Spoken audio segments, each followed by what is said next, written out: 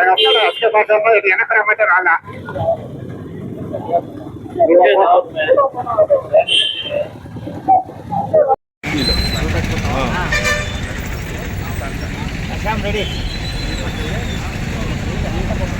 ఈరోజు దేశవ్యాప్తంగా కాంగ్రెస్ పార్టీ ఆధ్వర్యంలో మహాత్మా గాంధీ గ్రామీణ ఉపాధి హామీ పథకం పేరు మార్పులకు మరియు అందులోని నిధులను తగ్గించడం నిరసిస్తూ కేంద్ర ప్రభుత్వానికి వ్యతిరేకంగా నిరసన కార్యక్రమాలను నిర్వహిస్తున్నాము.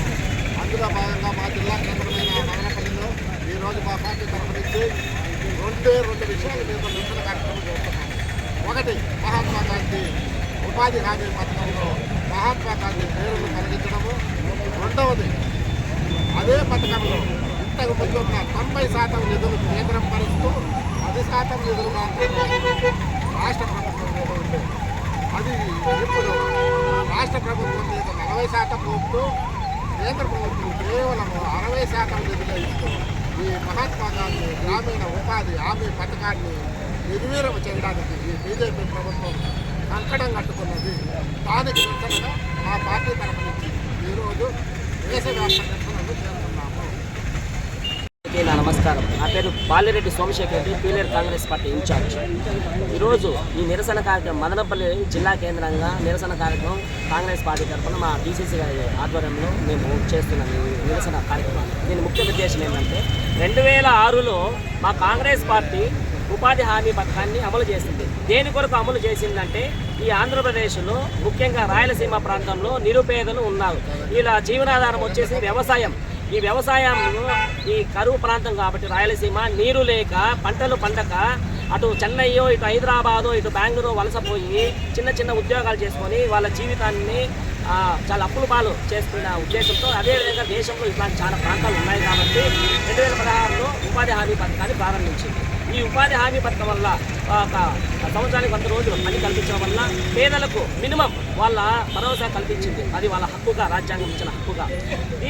దీనివల్ల 2006 నుంచి ఇప్పటి వరకు 90% ఎస్సీ, ఎస్టీ, బీసీ వాళ్ళు ఉపయోగించుకున్నారు, వాళ్ళకు లబ్ధి పొందింది. అదేవిధంగా 62% మహిళలకు ఈ ఉపాధి హామీ పథకం వల్ల వాళ్ళ జీవితాల్లో వెలుగునిచ్చింది. ఇలాంటి గొప్ప పథకాన్ని కేవలం ఉపాధి హామీ పథకాన్ని మహాత్మా గాంధీ అన్న పేరు మార్చాలన్న దురుద్దేశంతో ఈ విధంగా మార్చుతున్నారు. మహాత్మా గాంధీ ఉపాధి హామీ పథకమే కాకుండా దాంట్లో విధి విధానాలు కూడా మారుస్తున్నారు. దీనివల్ల ఎక్కువగా నష్టపోయేది ఎస్సీ, ఎస్టీ, బీసీలు, మహిళలు, నిరుపేద కూలీలు. కాబట్టి వారి తరపున మేము ఈ నిరసన కార్యక్రమం అమలు చేస్తున్నాం. ఏ విధంగా అయితే బీజేపీ ప్రభుత్వం వ్యవసాయ చట్టాలని 3 చట్టాలు వెనక్కు తీసుకునిందో మేము ఇదే విధంగా ఈ ఉపాధి హామీ పథక విధి విధానాలు మార్చకుండా యథావిధిగా కొనసాగించేంత వరకు ఈ నిరసన దీక్ష రోజుకు ఉధృతం చేస్తాం అనేసి బీజేపీ ప్రభుత్వానికి విన్నవించుకుంటున్నాం. జై.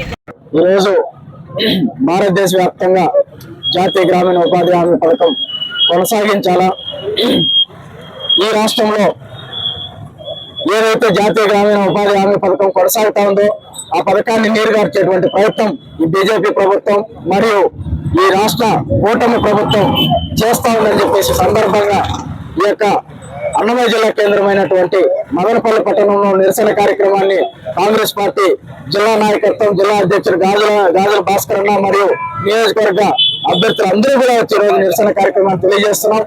ఈ యొక్క వేదిక నుంచి ఈ ప్రభుత్వాలకు ఒకటే తెలియజేస్తున్నాం, ఈ యొక్క జాతీయ గ్రామీణ ఉపాధి హామీ పథకాన్ని పేదల కోసం ప్రవేశపెట్టినటువంటి పథకాన్ని బీజేపీ ప్రభుత్వం ఎందుకోసం దీన్ని రద్దు చేస్తా ఉంది, ఎందుకోసం నిధులు దీనికి ఆపేస్తా ఉందని చెప్పేసి కూడా ఈ సందర్భంగా మేము కేంద్ర రాష్ట్ర ప్రభుత్వాలను డిమాండ్ చేస్తున్నాం.